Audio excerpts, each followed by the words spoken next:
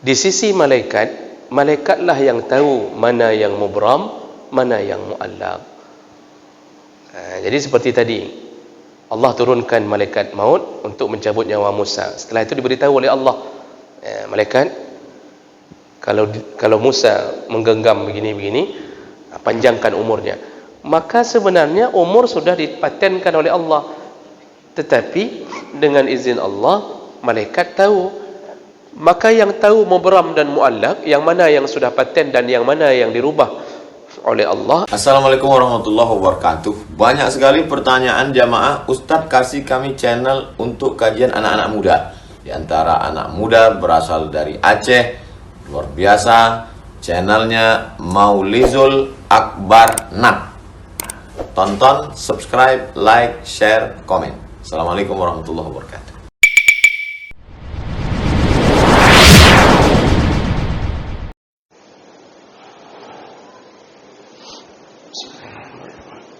Assalamualaikum warahmatullahi wabarakatuh.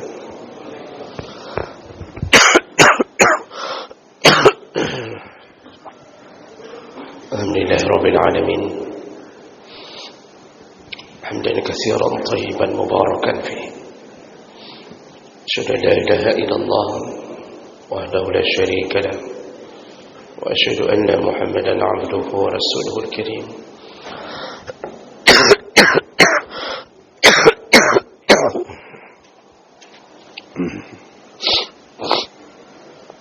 Allahumma salli wa sallim ala nabiyyina al-Mustafa Muhammadin wa ala alihi wa ashabihi ajma'in. Amma ba'd. Rabbi shrah li sadri wa yassir li amri wa hlul 'uqdatam min lisani yafqahu qawli. Segala puji bagi Allah, kemudian salawat dan salam pada Rasulullah, pada keluarga dan seluruh sahabat-sahabatnya, jamaah salat maghrib dan isya, bapak-bapak dan ibu-ibu yang Allah muliakan insyaallah.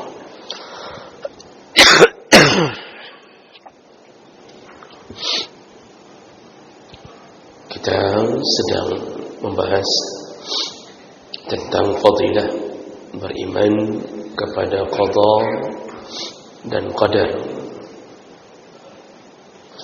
Dan kita di minggu yang lalu sudah membahas sekilas, walaupun belum selesai, yaitu mukaddimah tentang pengenalan qada dan qadar. Sekedar pengingat ulang, dalam timbangan para ulama, qada dan qadar masih ada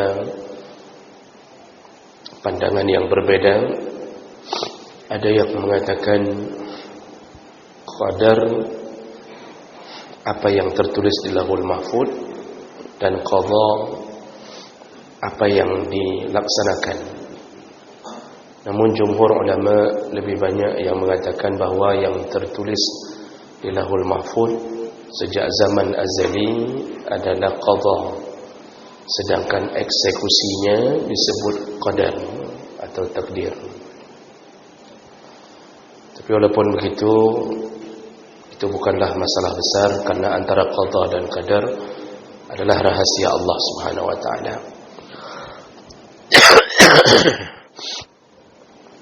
Lalu kita sudah membahas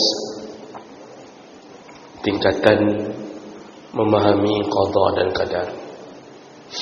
Jadi ada 4 tingkatan, yang kita baru bahas 3. Jadi memahami tentang ketetapan Allah yang bernama qada dan qadar itu ada 4 tingkatan. Yang pertama, al-ilm atau ilmu Allah.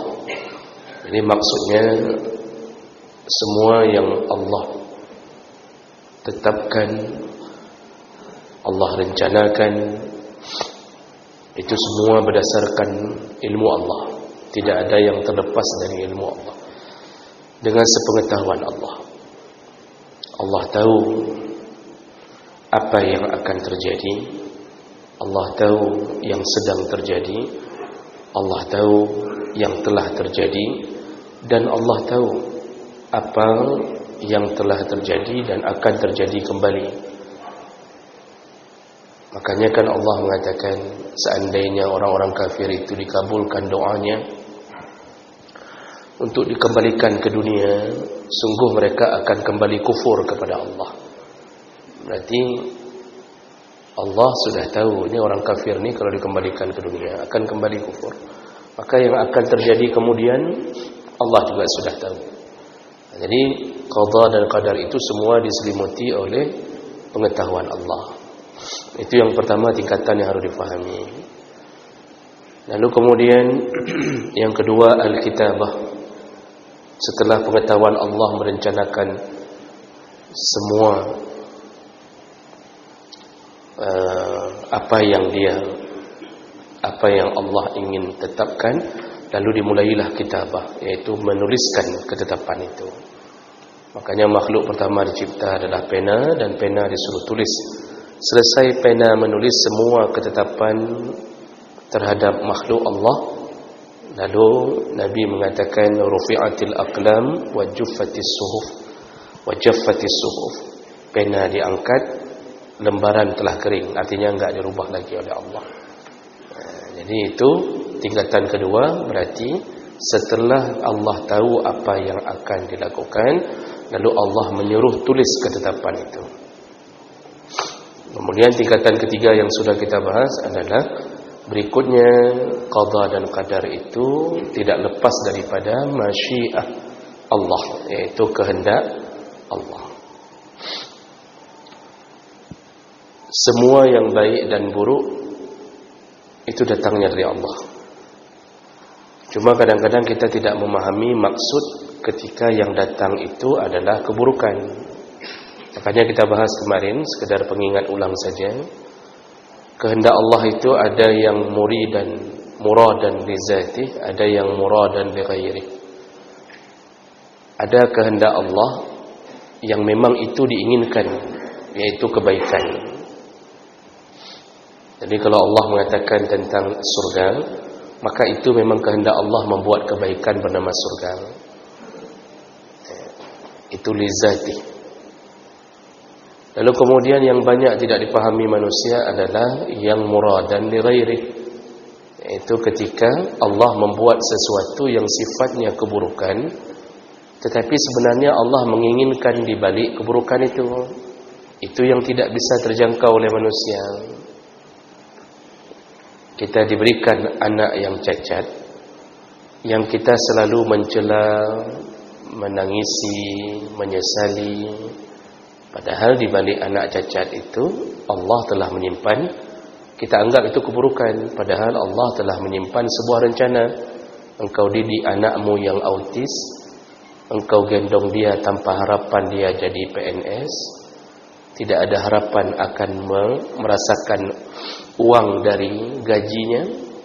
Dari kecil sudah cacat, jadi cebok terus-terusan dari kecil sampai besar. Maka kita bisa masuk surga dengan kesabaran diberikan anak cacat itu. Karena itu paling ikhlas. Karena memang sudah tahu enggak ada harapan.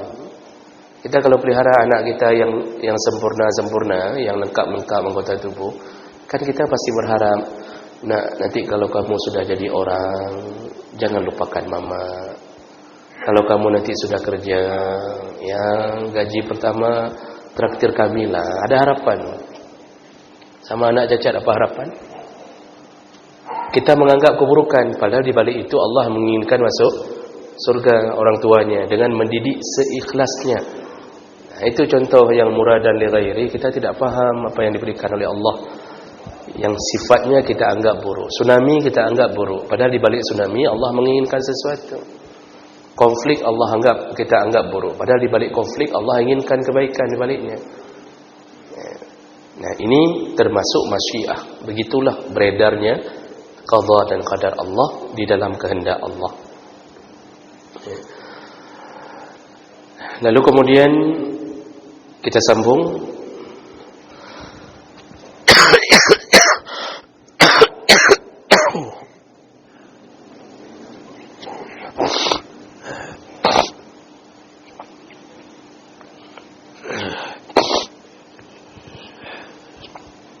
Kita sambung berikutnya. Yang keempat, tingkatan memahami qada dan qadar setelah Allah berkehendak di atas kita. Barulah Allah melakukan al-khalaq, yaitu penciptaan. Jadi kehendak Allah telah beredar, ya, lalu diciptakanlah makhluk. Di situ setelah diciptakan semua makhluk, Allah ciptakan manusia, jin, malaikat, Allah ciptakan pepohonan, hewan atau apa saja. Maka Allah kemudian setelah menciptakannya, Allah tetapkanlah semua kehendaknya di atas makhluk yang diciptakannya. Maka kehendak Allah menyelimuti makhluk. Maka hakikat manusia itu sebagai salah satu makhluk Allah, manusia itu punya pilihan, ikhtiar. Tapi ikhtiarnya di bawah ikhtiar Allah, di bawah pilihan Allah. Manusia itu punya kuasa, punya kudrah, tapi kudrahnya tetap berada di bawah kudrah Allah. Kita boleh berencana, kan itu yang sering kita lakukan, tetapi rencana Allah yang memutuskan rencana kita. Allah sebutkan dalam surat At-Takwir, wa ma tasha'una illa an yasha' Allah Rabbul Alamin. Apapun yang engkau inginkan, tasha'un, maka dipastikan itu harus sesuai dengan kehendak Allah, yaitu Tuhan pencipta. Makanya manusia ini dicipta, fisiknya, jasadnya, itu semua dengan keinginan Allah dan berjalan di atas kehendak Allah. Maka skenario hidup ini dalam qada dan qadar itu berjalan di atas 4 itu, Bapak Ibu yang Allah muliakan. Maka berlakulah takdir di atas penciptaan Allah sesuai dengan kehendak Allah. Kalau Allah ingin memberi rezeki si fulan kaya, si fulan miskin, maka itu semua adalah kehendak Allah. Allah bisa tetapkan rezeki ke dalam lautan. Allah bisa tetapkan rezeki pada seekor ulat yang berada di tengah batu, yang orang bingung bagaimana disampaikan rezeki itu kepadanya. Tapi Allah berkehendak di atas ciptaannya. Maka itulah tentang takdir Allah untuk memahami lebih mudah. Tentunya pemahaman kita tidaklah sampai kepada yang sebenarnya. Ini kan ilmu sedikit yang diberi oleh Allah Subhanahu wa taala untuk memahami rahasia Allah Subhanahu wa taala. Terlalu sedikit. Wa ma utitum minal ilmi illa qalila. Aku tidak berikan engkau ilmu yang banyak. Yang kuberikan qalila, hanya sedikit saja. Sedikit sekali ilmu kita dengan ilmu Allah Subhanahu wa taala.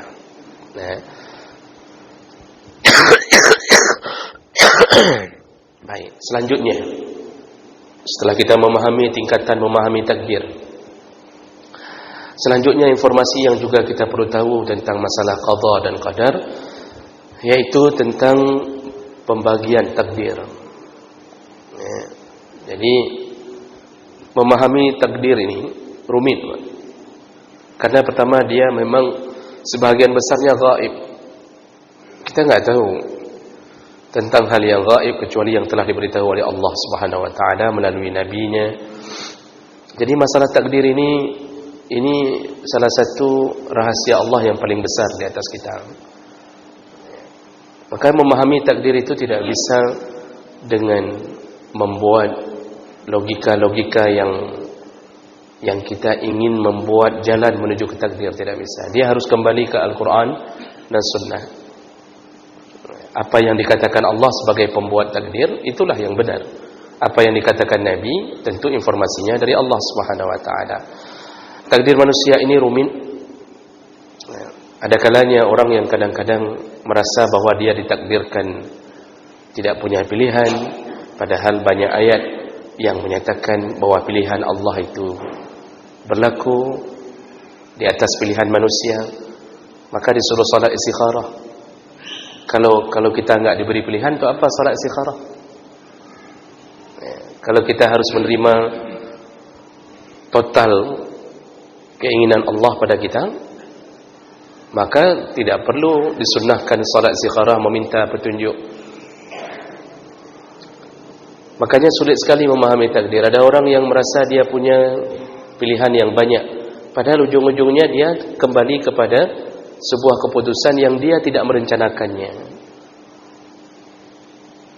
Pinginnya jadi dokter, rupanya ujung-ujungnya jadi OB, jadi office boy. Ada yang pingin jadi office boy, ujung-ujungnya jadi dokter. Jadi apa ini? Semua kita ini bergerak dalam keadaan tidak tahu apa yang telah terjadi pada kita dan apa yang akan terjadi. Oleh karena itu, karena keadaan seperti ini, para ulama mencoba menyederhanakan pembagian takdir, sehingga bisa membuat orang sedikit memahami apa yang akan berlaku ke atasnya. Maka para ulama membagi takdir secara umum menjadi dua. Dan ini dituliskan dalam banyak kitab dari orang-orang yang diberi ilmu oleh Allah Subhanahu wa taala. Yang pertama, takdir yang disebut dengan takdir mubram. Takdir mubram itu dalam catatan para ulama adalah takdir yang telah dipermanenkan, sudah dipatenkan oleh Allah dan tidak akan dirubah oleh Allah kapanpun, dimanapun. Contohnya, bahwa kita akan lahir dari orang tua yang bernama Fulan dan ibu kita adalah Fulanah. Lalu kita lahir tanggal sekian, lalu kita akan meninggal pada detik ini, jam ini, di tempat yang telah ditentukan. Fi ayyi ardin tamut, sampai di tanah mana engkau mati telah ditetapkan oleh Allah. Itu disebut mubram. Takdirnya tidak rubah. Iza jaa ajaluhum la yastakhiruna sa'atan wa la yastaqdimun. Kalau sudah datang ajalmu, Allah tidak akan majukan, Allah tidak akan mundurkan, Allah tidak akan majukan. Nah, ini disebut takdir mubram. Semua keadaan kita, bahwa kita lahir dalam keadaan sempurna fisik, dalam keadaan cacat, itu semua adalah takdir Allah. Kemudian takdir yang kedua disebut takdir mu'allaq. Mu'allaq itu artinya tergantung atau kondisional. Nah, para ulama mengatakan bahwa takdir mu'allaq adalah takdir yang bisa dirubah.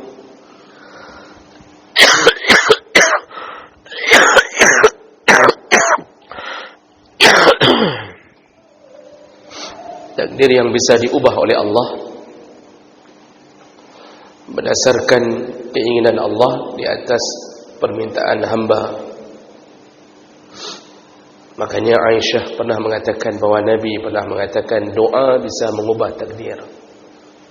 Itu berada di takdir mu'allaq.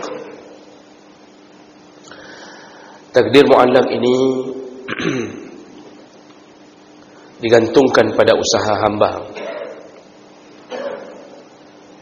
Penetapan kuota rezeki itu mubram, kuotanya mubram.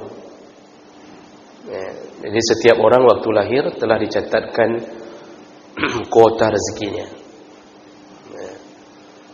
dan selalu disesuaikan dengan ajalnya. Orang yang ditetapkan rezeki 1 M, maka tidak akan mati kecuali dia telah menghabiskan 1 M itu. Dan list terakhir dia harus memakan sesuatu yang sekira-kira mencapai 1 M itu, baru dia mati.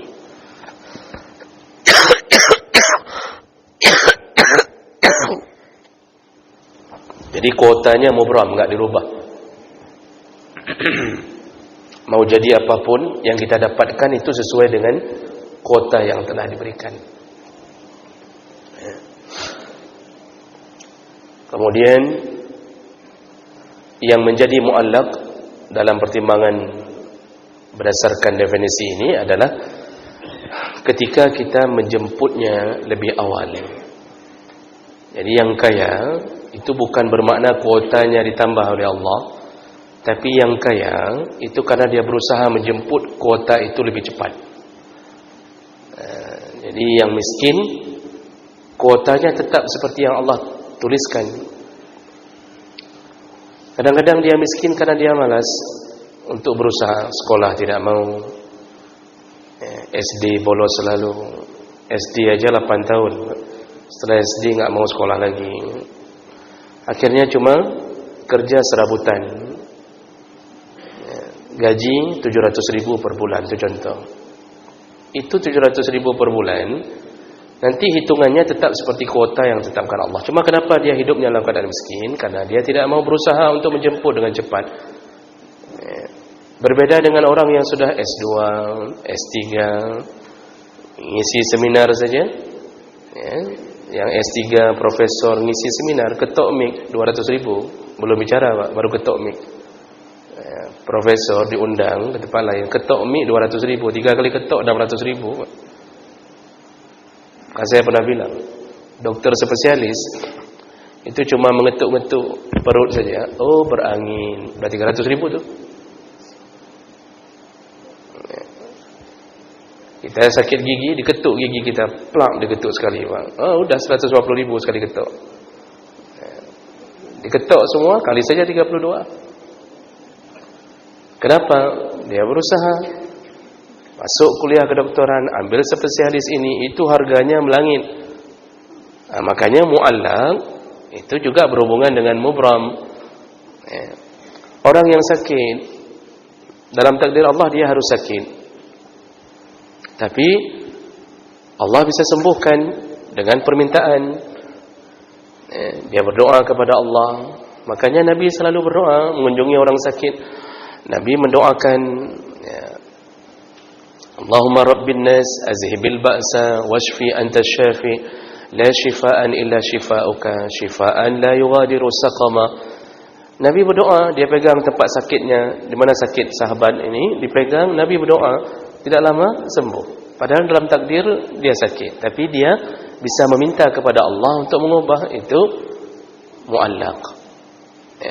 Makanya takdir mu'allaq ini bisa berubah dengan usaha, dengan doa, dengan ikhtiar seorang hamba. Kita punya calon yang mau kita nikahi 2 orang. Jadi kita punya calon, ada 2 orang, Zulaikha dan Ka'nah, sama-sama penjual kue misalnya. Contoh, bingung mau pilih siapa, disuruh ikhtiar, disuruh istikharah. Suruh istikharah, itu menunjukkan apa? Allah biarkan kita memilih. Allah biarkan, nanti diberi petunjuk oleh Allah dengan pilihan yang kita jalani. Kalau setelah kita nikah dengan Ka'nah enggak cocok, maka Allah akan buat gagal di awal, gagal di tengah, sehingga kita punya yang cocok. Makanya memahami takdir itu memang sebahagian dari kepala kita harus dikosongkan untuk menerima yang kita tidak tahu. Jadi jemaah melakukan Allah, jadi takdir itu dibagi menjadi 2, mubram yang dipatenkan, mu'allaq yang diberi kesempatan untuk mengubah oleh manusia, jadi diberi ruang oleh Allah. Namun banyak orang yang kita kemudian bingung Pak. Kita bingung. Umur itu dipatenkan tadi, mubram. Kan tidak akan ditangguhkan umur kalau sudah jatuh waktu untuk ajal dijemput. Kita sudah yakin itu. Berarti umur kita ditetapkan dari 120 hari dalam kandungan. Tapi Nabi Musa alaihi salam dalam hadis yang sahih, ketika malaikat maut datang menjelma jadi manusia lalu mengatakan aku ingin mencabut nyawamu, Nabi Musa marah karena mengira orang ini bercanda. Dan dia tidak tahu ini malaikat karena jelmaannya sempurna jadi manusia. Lalu Nabi Musa menampar malaikat ini. Ditampar betul Pak. Yang ditampar dalam jelmaannya jadi manusia. Sampai mereng pipinya dalam hadis. Ini mereng nih pipi, ditampar sama Nabi Musa. Satu-satunya Nabi yang pernah nampar malaikat itulah Nabi Musa. Lalu malaikat ini kembali kepada Allah dan mengatakan, Ya Rabbi, lima arsaltani liman lam yuridil mauta. Kenapa engkau kirimkan aku kepada orang yang tidak menginginkan kematian? Lalu Allah menyuruh balik. Dia suruh kepada malaikat maut balik, katakan kepada Musa bahwa engkau utusan Allah, dan kalau dia menginginkan dipanjangkan umurnya, suruh dia letakkan satu tangannya di atas punggung kenderaannya atau kudanya atau untanya. Suruh letakkan seberapa bulu yang terpegang dengan tangannya, seitulah jumlah yang akan kupanjangkan umurnya. Jadi kalau terpegang 1000 tahun kupanjangkan, kata Allah. Balik ni malaikat, ni hadis ni. Saya tidak hafal matanya panjang. Isinya begitu. Kata malaikat, wahai Musa, ya, Allah izinkan kepadamu kalau engkau ingin dipanjangkan umurnya. Maksudnya tadi malaikat itu kan sudah ditampar. Untungnya malaikat ya makhluk Allah paling sopan kan. Artinya enggak mungkin bunuh kakak tampar dong. Jadi itu enggak mungkin begitu. Jadi kasih tahu cuma kalau engkau ingin dipanjangkan umurnya, genggamlah, letakkan tanganmu di atas punggung binatang kenderaanmu. Engkau dipanjangkan umur sejumlah bulu yang terpegang. Apa kata Nabi Musa? Kalaupun dipanjangkan 1000 tahun, toh akhirnya aku mati juga, maka tidak perlu untuk diperpanjang. Silakan cabutlah nyawaku. Di situ akhirnya dicabut nyawa. Itu apa Pak hadis itu? Tadi kita kira ajal itu kan mubram, sudah paten. Ternyata Nabi Musa diberi izin untuk diperpanjang umur. Kan bingung lagi Pak. Berarti ada konsep memanjangkan umur. Kan begitu. Makanya memahami takdir itu, saya bilang dari tadi, itu rumit sekali. Kita enggak bisa menjangkau yang sebenarnya keinginan Allah.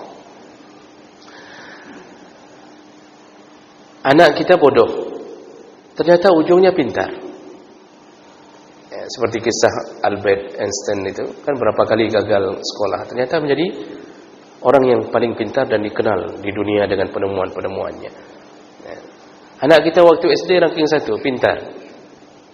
Kita pikir ini sudah dipatenkan, ini pintar nih, ini gen mamaknya nih. Ya. Jadi kadang-kadang kan ada orang yang bawa gen. Saya baca dari beberapa literatur, kalau kepintaran itu lebih banyak turun dari mama. Kepintaran itu turun dari mama, maka kita disuruh cari istri yang pintar. Jadi jangan terbalik. Kita cari istri yang cantik, berharap semoga anak kita cantik. Kita sendiri profesor, pintar Masya Allah, cepat sekali kita berpikir. Kita berharap pintarnya turun dari kita, cantiknya turun dari mamanya. Kita profesor, tapi muka kita pas-pasan. Harapan kita pintar turun dari kita, mudah-mudahan dia cantik atau ganteng dari mamanya. Rupanya yang terjadi apa? Turun bodoh dari mamanya, jeleknya turun dari kita. Sempurna Pak, hancur itu anak ini. Dari kita turun jeleknya, dari mamanya turun bodohnya, kan sempurna sekali udah itu dah. Jadi oleh karena itu kita nggak tahu apa yang akan terjadi. Maka kalau memahami takdir mubram dan muallaq ini, ada orang yang selama ini langsung mengatakan ini takdir mubram begini-begini. Ternyata ujungnya juga ada perubahan. Mu'allaq begini-begini. Itu tadi definisi yang kita sebutkan tadi adalah definisi secara umum. Maka para ulama seperti Ibnu Hajar Al-Asqalani dalam Fathul Bari syarah Sahih Bukhari itu menjelaskannya, enggak bisa dipahami itu kecuali melihat dari 3 sudut pandang. Enggak bisa dipahami mubram dan mu'allaq itu, yang mana yang paten, yang mana yang kondisional, kecuali dilihat dari 3 perspektif. Kok payah ada perspektif? Dari 3 sudut pandang. Bagaimana cara melihatnya? Nah, Ibnu Hajar menjelaskan yang pertama, yaitu dari sudut pandang takdir, dari sudut pandang Allah. Jadi takdir dalam perspektif Allah. Nah ini, setelah kita jelaskan tadi, Allah punya ilmu atau sepengetahuan Allah semua yang akan ditetapkan, lalu Allah tulis, suruh tulis, lalu Allah berkehendak, lalu Allah baru cipta. Dan apa yang dicipta Tadi disebutkan oleh Nabi dalam hadis riwayat Muslim, habis ditulis, kata Nabi, pena diangkat, rufi'atil aqlam wa jaffatis suhuf.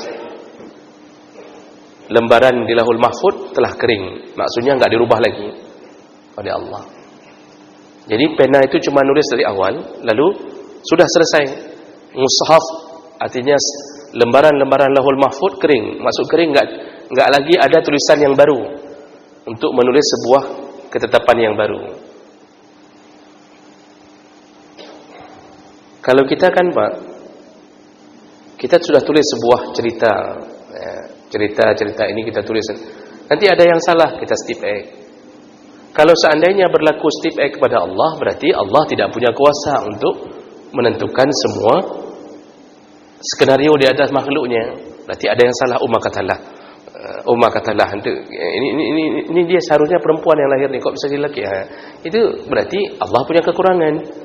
Maka kata Ibnu Hajar, dari sudut pandang Allah, maka semua takdir itu mubram, enggak ada yang muallaq. Semua yang telah Allah tetapkan itu sudah menjadi kata kunci bagi ketetapan semua makhluknya.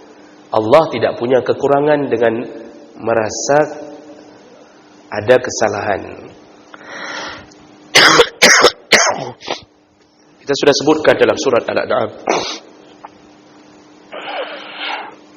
Allah menyebutkan wa indahu mafatihul ghaib. Allah punya kunci-kunci yang gaib. La ya'lamuha illahu, tidak ada yang tahu kecuali Allah. Wa ya'lamu ma fil barri wal bahri. Allah tahu semua yang ada di laut dan di daratan, di darat dan di laut. Semua. Wa ma tasqutu min waraqatin. Setiap daun yang jatuh itu sudah direncanakan oleh Allah. Daun yang jatuh dari pohon sudah direncanakan oleh Allah. Wala habbatin fi dhulumatil ardi wala ratbin wala yabisin.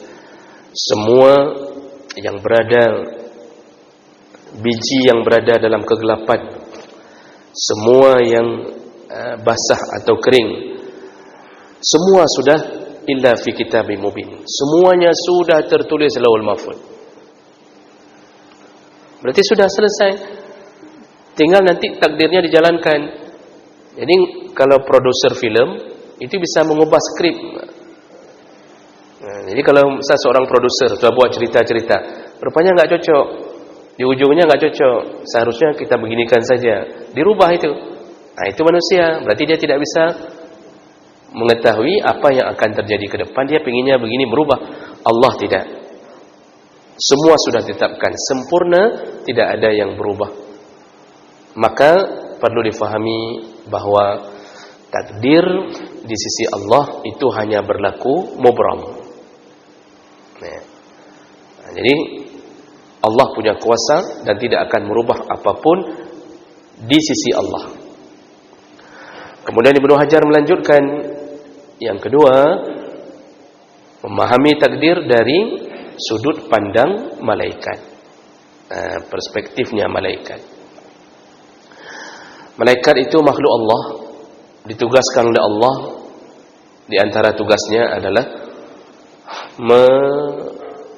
mengiringi kehidupan manusia, yang mencatat amal, yang mencatat segala percakapan lisan, kemudian macam-macam, yang mencabut nyawa, yang bertanya di alam kubur, yang apa saja yang disuruh oleh Allah pada mereka. Nah, malaikat bergerak di atas izin Allah. Malaikat maut itu tidak tahu kapan harus mencabut nyawa seorang hamba kecuali telah diperintahkan Allah. Karena semua ilmu milik Allah. Malaikat maut tidak ada ilmu bahwa fulan begini. Dia hanya bergerak ketika Allah mengatakan, ini sudah waktunya, fulan, silakan. Nah, ini sudah waktu. Begitu para malaikat bekerja, yang memberi rezeki, yang menetapkan keberkahan, yang mengirimkan rahmah, yang memelihara anjing dan lukisan. Disebut oleh Nabi, tidak akan masuk malaikat. La tadkhulu baitan fihi kalbun wala surah. Tidak akan masuk malaikat ke rumah yang ada anjing dan ada patung atau lukisan. Malaikat mana yang enggak masuk? Malaikat rahmah, dalam kesepakatan para ulama. Malaikat itu ingin kirim rahmah, tapi tiba-tiba enggak masuk dengan adanya patung lukisan makhluk hidup. Berarti malaikat bisa menunda itu rahmah atau menghilangkannya. Keberkahan Allah yang beri, diturunkan oleh malaikat. Keberkahan bisa muncul pada macam-macam, bahkan sebutir nasi, kata Nabi, yang engkau habiskan di atas piringmu, sebutir nasi yang terakhir, bisa jadi keberkahan duduknya di sebutir nasi yang terakhir. Tapi orang yang tidak baca bismillah, Allah cabut keberkahannya.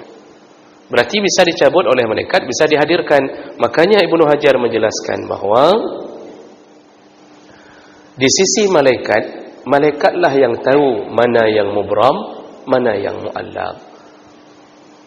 Jadi seperti tadi, Allah turunkan malaikat maut untuk mencabut nyawa Musa. Setelah itu diberitahu oleh Allah, malaikat, kalau Musa menggenggam begini-begini, panjangkan umurnya. Maka sebenarnya umur sudah dipatenkan oleh Allah. Tetapi dengan izin Allah, malaikat tahu. Maka yang tahu mubram dan mu'allaq, yang mana yang sudah paten dan yang mana yang dirubah oleh Allah, hanya malaikat. Kata Ibnu Hajar, hanya malaikat. Kita ini berdoa, semoga panjang umur. Nabi mengatakan apa?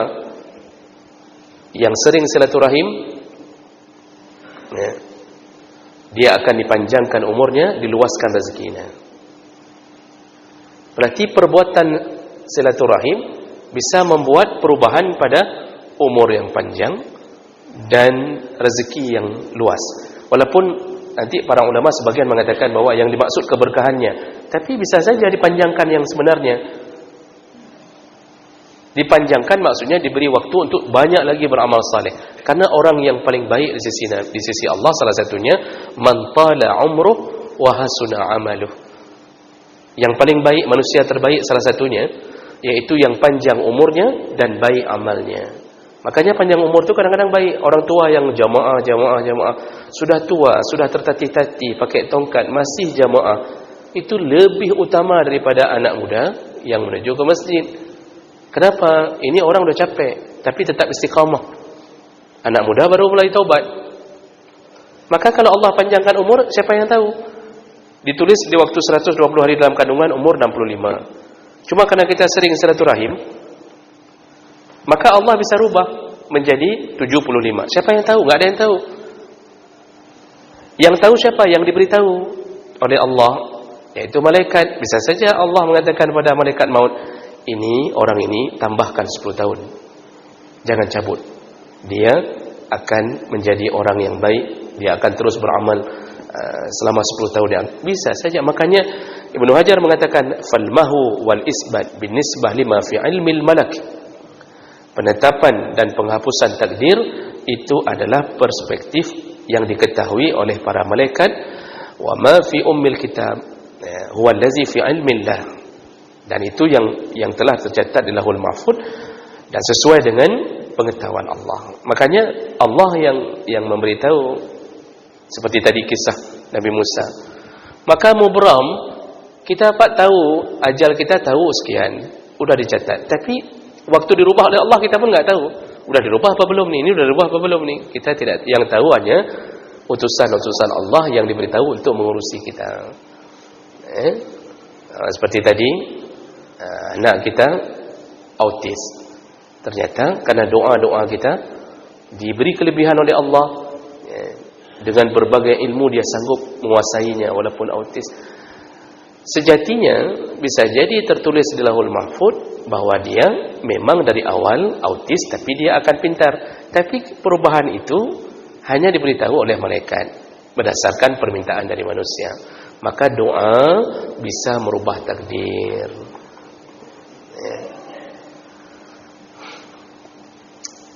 Yang terakhir yaitu takdir dalam pemahaman atau sudut pandang manusia. Nah, di sini dilanjutkan oleh Ibnu Hajar Ya, saya bacakan maksudnya saja karena waktu kita. Setelah kita tahu Allah cuma takdir di sisi Allah semuanya mubram, menunjukkan kesempurnaan Allah. Di sisi malaikat, malaikat tahu mana mubram dan mana yang sudah dirubah menjadi muallaq. Sedangkan di sisi manusia, ya, itu semuanya muallaq. Manusia hanya tahu berubah setelah dia menjalaninya. Kita kan nggak tahu berapa umur kita. Setelah meninggal baru orang bilang, iya Allah kasihan sekali, umurnya pendek, 45 tahun sudah meninggal. Kita baru tahu menetapkan vonis ke atas seseorang setelah kita menjalaninya. Sebelum itu kita hanya berandai-andai. Artinya kita pikir kita umurnya panjang, rupanya umur kita pendek. Ada yang berfikir umur pendek, rupanya umurnya panjang. Banyak orang yang sudah sakit bertahun-tahun nggak mati-mati. Ya. Ada orang yang nggak pernah sakit tiba-tiba mati. Maka kita ini hanya diberi pengetahuan yang mu'allaq setelah terjadi. Jadi yang kita harapkan berdoa-doa selama ini itu hanya harapan permohonan kepada Allah Subhanahu wa taala. Kita tidak bisa mengetahui yang mubram. Betul Nabi mengatakan bahwa kita telah dicatat di dalam ilmu Allah, ajal, rezeki, syaqiyun aw sa'id. Kita akan bahagia atau tidak. Makanya penetapan itu berlaku di sisi Allah. Dan Allah bisa rubah dengan memberitahu kepada malaikat. Tapi di sisi kita enggak tahu apa-apa. Enggak tahu apa-apa. Ini yang kaya-kaya hari ini, itu dulu pun cerita. Waktu awal-awal kaya dia menceritakan, dulu Masya Allah, saya enggak nyangka bisa kaya begini. Dulu saya tinggal di kampung, kerja saya aja masuk ke sawah. Kemudian tiap hari begini-begini. Semua buat biografi. Buat biografi. Itu contoh misal, kalau di Banda Aceh, siapa pemilik Abu Liatama? Rusli Bintang. Itu kan buat biografi. Dulu penjual asongan rokok segala macam. Siapa yang tahu bahwa dirinya tiba-tiba jadi kaya? Enggak ada yang tahu. Setelah kaya dia baru tahu bahwa takdir Allah berlaku kepadanya, dia akan kaya. Makanya kita ini hanya diberi pengetahuan, yaitu mu'allaq setelah tahu. Disuruh hanya jangan putus asa. Berharaplah terus kepada Allah. Maka yang sakit disuruh berobat. Jangan merasa bahwa tak apa-apa, saya sudah ditakdirkan sakit. Kayak mana kita buat jadinya? Disuruh berobat. Walaupun nanti masalah sembuh, terserah. Ini udah sebulan batuk enggak sembuh-sembuh, terserah Allah. Yang penting berobat. Ya. Makanya Umar bin Khattab itu marah sekali ketika seorang pencuri dihadapkan kepada Umar. Umar berkata, kenapa engkau mencuri? Apa katanya? Aku ditakdirkan oleh Allah memang jadi pencuri. Jadi itu dia jawab, aku memang ditakdirkan Allah untuk jadi pencuri. Jadi dia memahami bahwa Allah yang membuat kuasa atasnya dia, bahwa dia harus jadi pencuri. Langsung Umar mengatakan, potong tangannya, lalu cambuk dia, entah 40 kali, entah 20 kali disuruh cambuk oleh Umar. Tangannya potong karena pencurian, lalu cambuk karena dia telah bersuuzan kepada Allah Subhanahu wa taala. Jadi